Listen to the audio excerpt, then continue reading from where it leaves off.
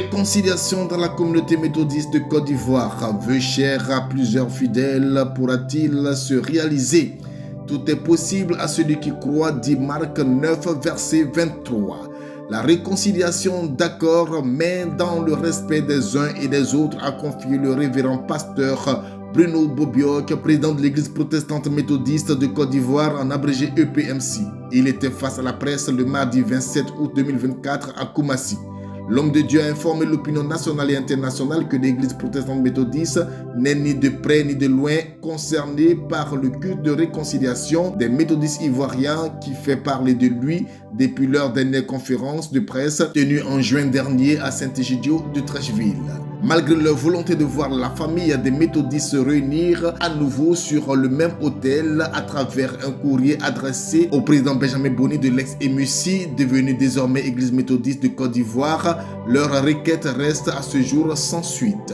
Alors, une question reste pendante. Avec qui l'ex-MUC se réconcilie-t-elle? On écoute le président révérend pasteur Bruno Bobioc. Il ne s'agit pas d'un culte de réconciliation entre l'église protestante méthodiste de Côte d'Ivoire et l'église méthodiste de Côte d'Ivoire. Mais plutôt, il s'agit d'un culte de réconciliation entre l'église méthodiste de Côte d'Ivoire et d'un certain nombre de pasteurs et de laïcs qui se sont constitués en ce que nous appelons CAR, Comité d'action de réconciliation de l'Église. L'Église protestante méthodiste n'est ni de près ni de loin mêlée à ce qui se passe.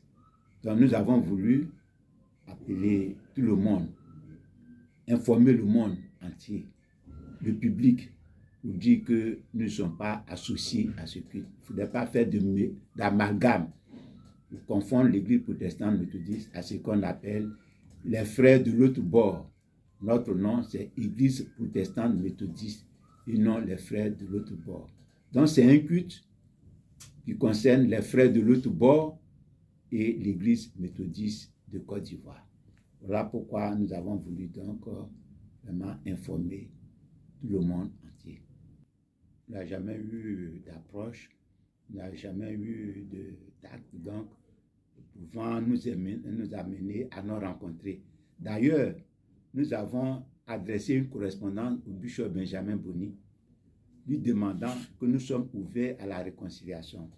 Cependant, nous sommes étonnés qu'un groupe de pasteurs vienne donc le voir pour demander à intégrer la communauté méthodiste de Côte d'Ivoire.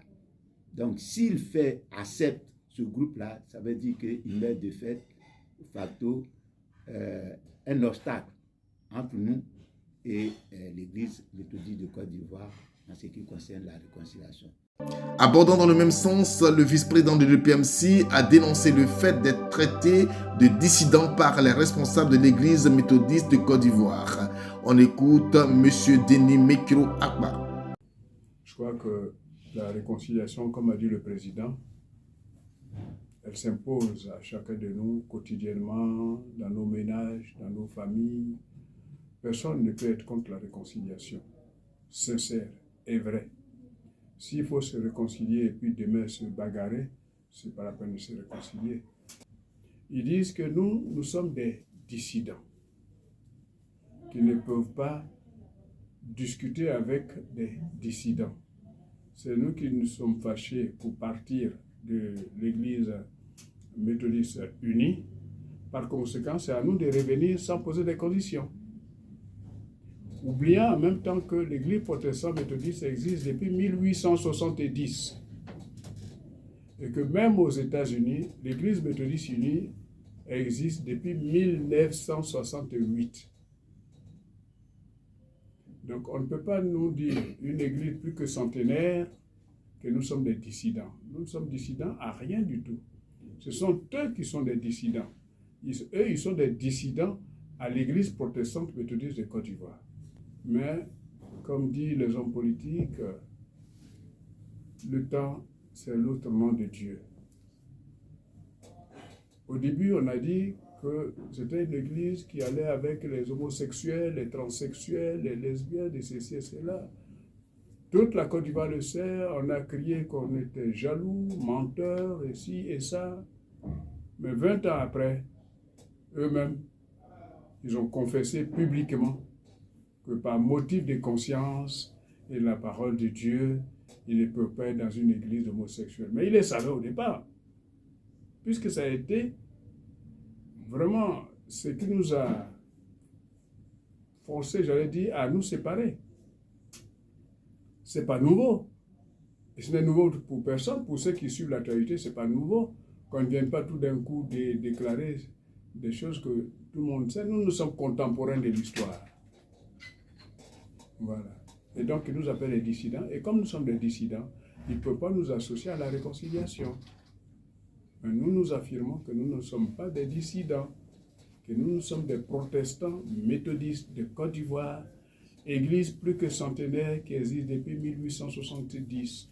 Le jour où ils voudront véritablement se réconcilier, alors les deux églises discuteront pour se réconcilier. Pour l'heure, ils peuvent faire leur église, ils peuvent faire leur fête autant qu'ils veulent, autant de fêtes qu'ils veulent, ça ne nous émeut pas. Mais nous, on n'est pas concernés. Le CAR dont il est question est présidé par l'ancien président de l'église protestante méthodiste de Côte d'Ivoire, qui lui-même a été à la base de la rupture entre l'église méthodiste unie et l'église protestante méthodiste de Côte d'Ivoire, le docteur Richmond Boto Acré. Il est parti avec 24 pasteurs qui lui sont fidèles, qui croient en lui. C'est bien, c'est leur droit le plus absolu. Ils peuvent aller où ils veulent, comme ils veulent. Mais nous ne croyons pas à cela. Nous avons constaté depuis un moment que des personnes s'autorisent à parler au nom de la direction de l'Église. Notre Église est dirigée à ce jour par le révérend Bruno Nguessan Bobieche. C'est lui qui est le président en exercice de l'Église. Le vice-président, c'est M. Denis Metro Akpa, que je suis. Le premier secrétaire adjoint de la conférence, c'est le révérend Mathieu Latte. Ici, sur ma droite, et à gauche, le révérend Riva Adou Essis. Ce sont les personnes qui sont censées parler au nom de la direction de l'Église. Nul autre n'a le droit de parler au nom de la direction de l'Église. Nous voulons lancer un appel à nos fidèles, à nos responsables d'Église, pour qu'ils adorent leur Dieu dans la sincérité. C'est la foi qui sauve, c'est la ferme espérance des choses qu'on espère. Nous espérons un jour, comme Jésus-Christ est le chemin, la vérité et la vie, nous espérons un jour nous retrouver dans son royaume avec lui. Par conséquent, demeurons dans la sérénité, demeurons dans la prière. Prions pour notre Église. Oui, il y aura des turbulences, mais notre Seigneur Jésus-Christ sera intervenu pour qu'il y ait calme. Donc, demeurons dans la prière. Prions sans cesse. Dans le livre de Matthieu, le chapitre 5, les versets 23 à 24, il est dit ceci, et je cite. « Si donc tu présentes ton offrande à l'autel et que tu te souviennes que ton frère a quelque chose contre toi, laisse là ton offrande devant l'autel et va d'abord te réconcilier avec ton frère, puis viens présenter ton offrande. Toutes les fautes sont graves, mais aucune n'est assez grande pour être pardonnée. » Bonne méditation à tous.